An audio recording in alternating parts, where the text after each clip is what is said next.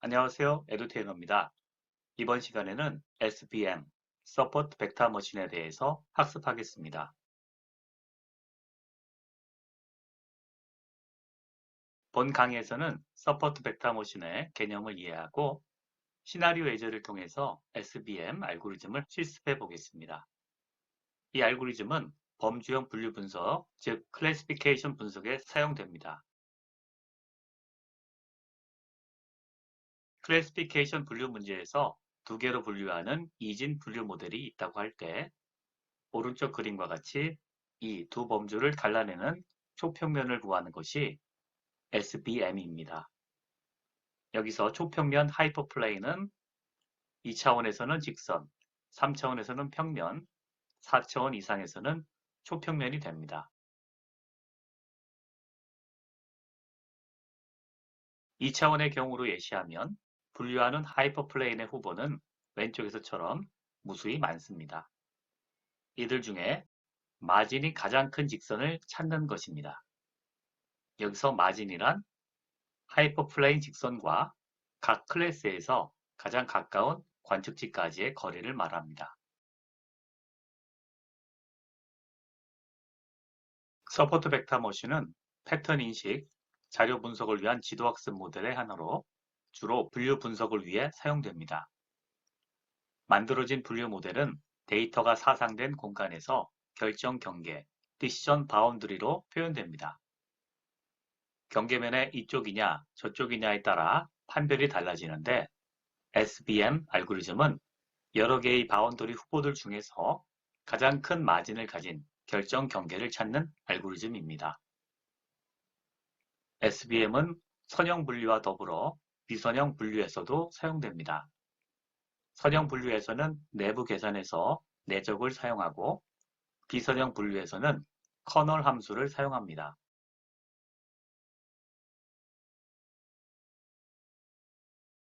SVM의 프로세스를 좀 더 살펴보겠습니다.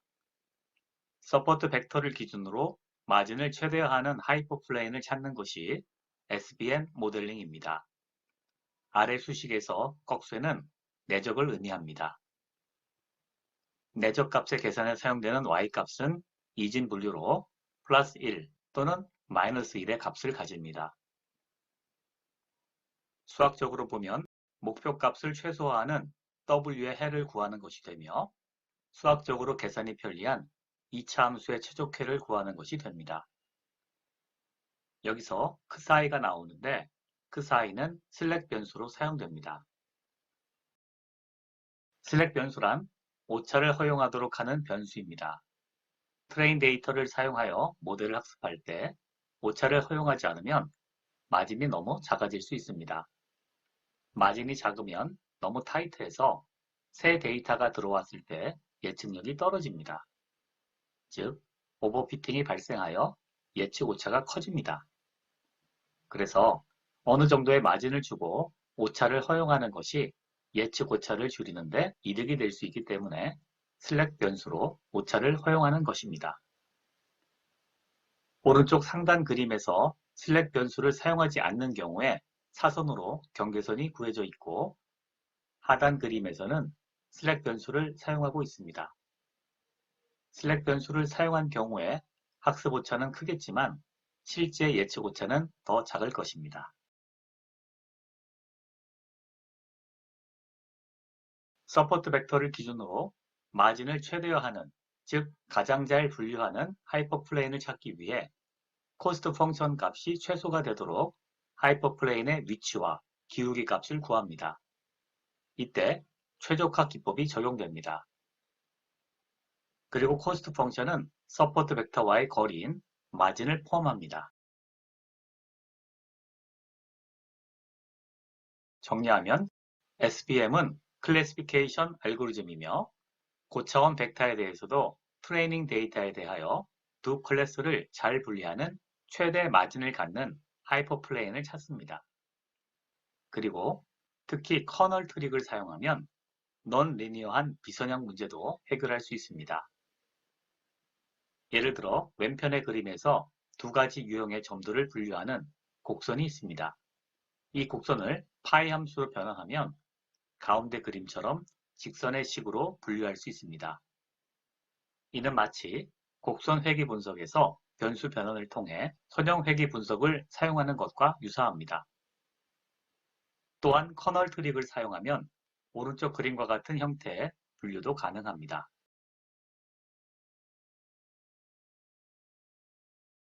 참고로 커널 트릭이란 선형 분류가 불가능한 데이터에 대한 처리를 위한 것으로 n차원 벡터를 n 플러스 알파 차원 벡터로 표현하는 커널 함수를 이용하여 비선형 변환에 활용하는 것입니다. 커널 함수에 의한 벡터 생성과 분류를 포함하므로 계산 시간은 증가하지만 정확도가 향상됩니다. 커널의 종류는 리니어 커널, 폴리노미얼 커널, RBF로 불리는 레디얼 베이시스 펑션 커널, 시그모이드 커널 등이 있으며 우리 브라이틱스는 SVM 트레인 함수의 옵션으로 이를 제공하고 있습니다.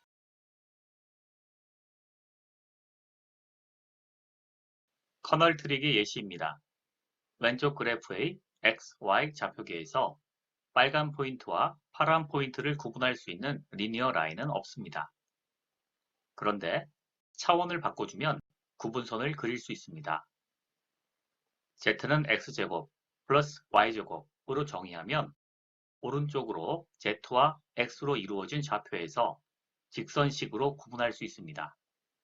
그림에서 원형으로 된 구분선이 차원이 달라져서 모양이 직선으로 변화된 것입니다.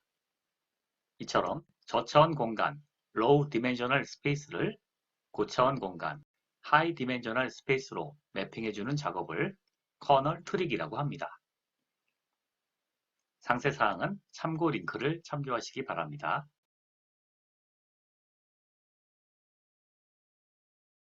예제입니다. 닥터 두기 시나리오는 가상의 사례를 기반으로 합니다. 닥터 두기는 대형 검진센터의 내과의로 근무하게 되었고 이곳 영상의학 진단팀 인력 수급에 애로사항이 있음을 알게 됩니다.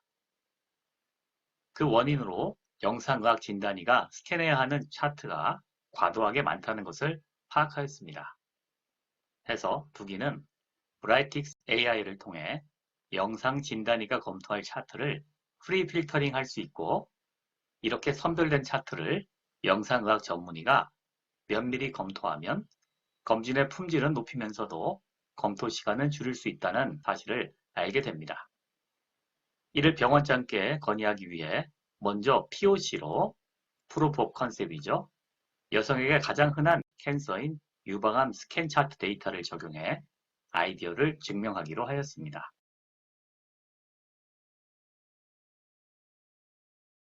분석의 목표는 브레스트 스캔 데이터를 기초로 면밀한 검토가 필요한 차트를 찾아내는 것입니다. AI를 통해 캔서의 가능성이 유의한 수준보다 높은 차트를 찾아내고 영상의학 전문의가 이 차트를 집중적으로 검토할 수 있게 하는 것입니다. 이렇게 선택과 집중으로 한정된 자원인 영상의학 전문의의 검토 시간을 효율적으로 할당할 수 있고 결과적으로 영상 진단의 효과성과 효율성을 동시에 높이는 것입니다. 데이터는 브라이틱스 튜토리얼에 제공된 스캔 차트 데이터를 사용합니다. 이 데이터는 사전에 필터링을 통해 악성 데이터와 양성 데이터의 밸런스를 맞춰놓아 모델 개발에 편리합니다. 이미 전처리된 데이터가 있으니 이것을 그대로 가져와 사용하기로 합니다. 데이터가 준비가 되었으니 이제 본격적인 분석 작업에 들어갑니다. 브라이틱스를 사용하여 데이터 분석 및 모델링을 수행합니다. SVM 모델의 구축과 평가를 위해 데이터를 트레인셋과 테스트셋으로 시드 넘버를 사용하여 랜덤하게 분리합니다. 30개의 누메릭 칼럼을 독립변수로 진단 다이어그노시스를 레이블 밸류로 사용하여 분류 분석을 수행합니다. 여기서 SVM의 커널로 RBF, 리니어 등 다양한 옵션을 사용하여 가장 성능이 좋은 커널을 선택합니다. 이후 선택된 커널을 사용하여 페널티 값과 스레숄드 값을 조정하여 모델을 튜닝합니다.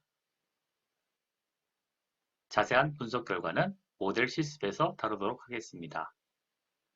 실습 진행합니다. 자, 모델 살펴보도록 하겠습니다. 먼저 데이터를 읽어드렸습니다. 자, 아이디하고 정답인 다이고노시스가 있고요. 그 다음에 레디우스 민부터 해서 계속 이어지는 피처 컬럼들이 나옵니다. 자, 30개의 피처 컬럼들이 있습니다. 총 32개에서 아이디하고 다이고노시스를 빼면은 30개의 피처 컬럼이 나오죠. 자, 그 다음에 스플릿 데이터를 합니다. 자, 트레인 셋과 테스트 셋으로 분리하기 위해서 스플릿 데이터를 하고요. 분리하는 비율은 트레인 레이쇼 7, 테스트 레이쇼 3으로 나눴습니다. 그 다음에 재현성을 주기 위해서 시드는 1, 2, 3, 4, 5를 입력을 했습니다. 자, 런 버튼 클릭하면 두 개의 아웃풋이 나옵니다. 자, 여기서 이제 트레이닝 셋을 가지고 서포트 벡터 머신, 오늘의 알고리즘 주제인 서포트 벡터 머신을 적용해 보겠습니다. 피처 컬럼으로 30개의 컬럼을 선택을 했고요. 레이블 컬럼은 다이애그노시스로 놨고요. 다음 나머지들은 이렇게 디폴트로 놨습니다. 그리고 여기 커널들이 여러 개가 있는데 어떤 커널이 가장 좋은 결과를 줄지 모르기 때문에 이 커널을 하나씩 RBF로 해서 리니어, 시그모이드까지 하나씩 진행해 보도록 하겠습니다. 자, 런 버튼을 클릭해서 답을 구했고요. 다음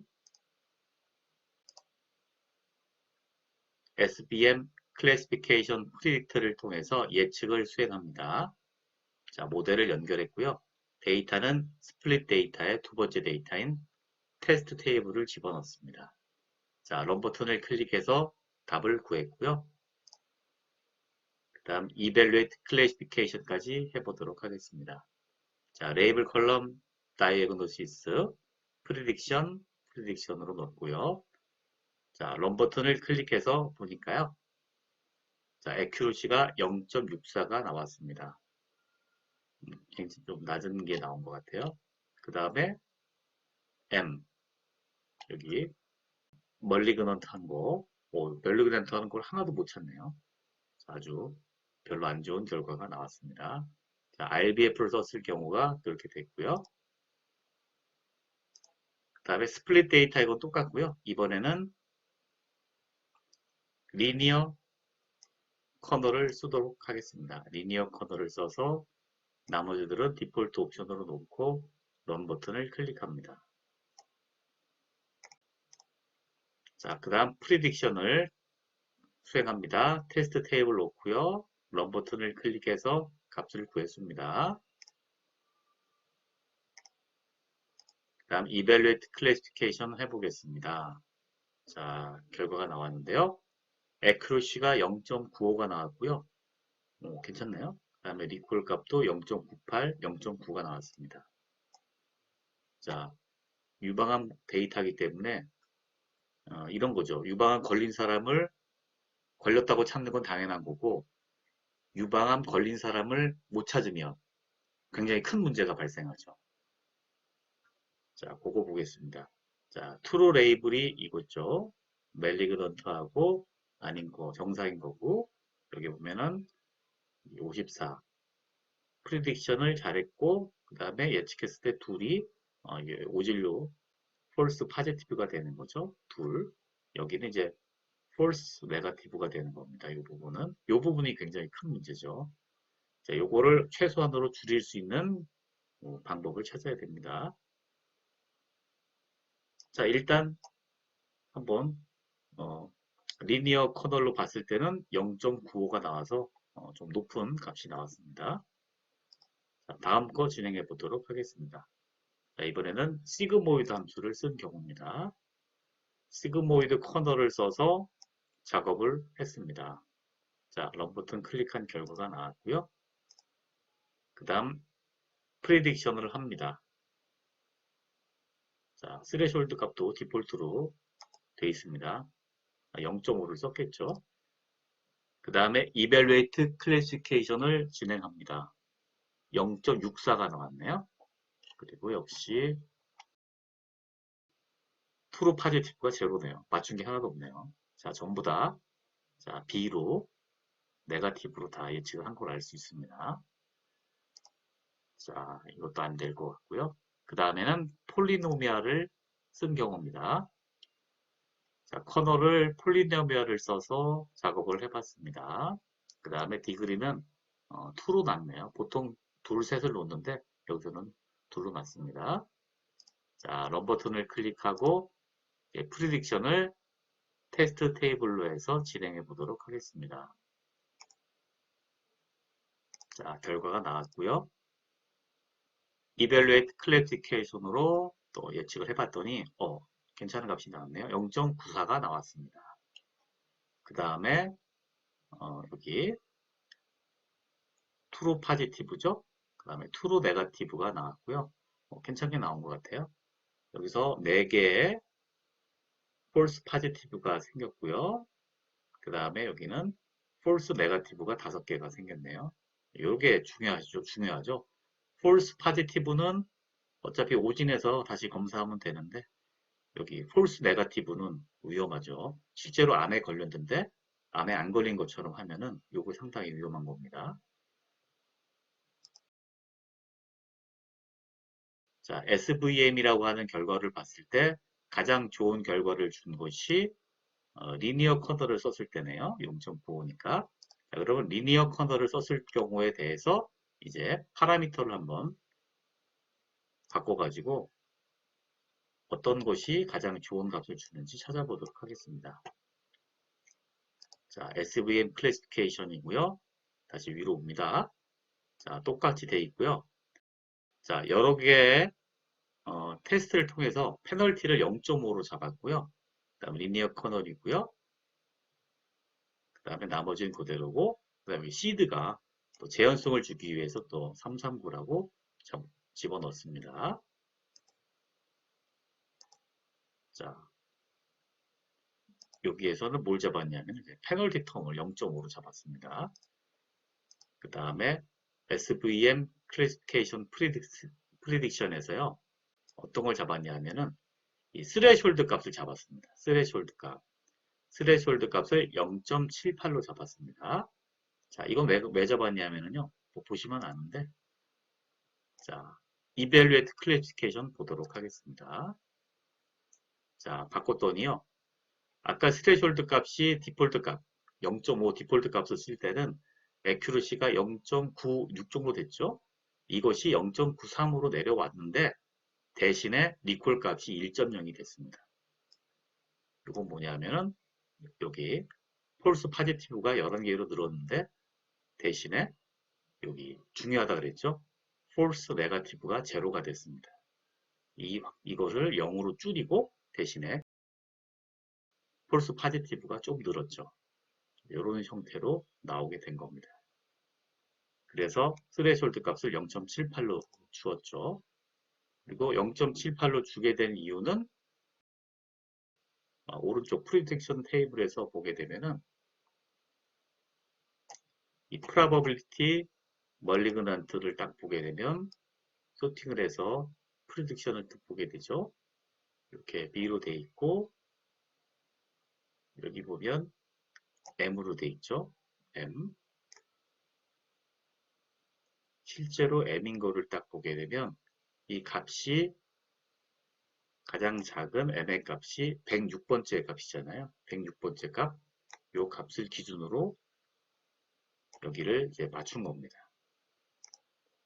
그래서 이쪽 값을 맞춰서 스레숄드 값을 0.78로 잡았다. 이런 얘기가 되는 거죠.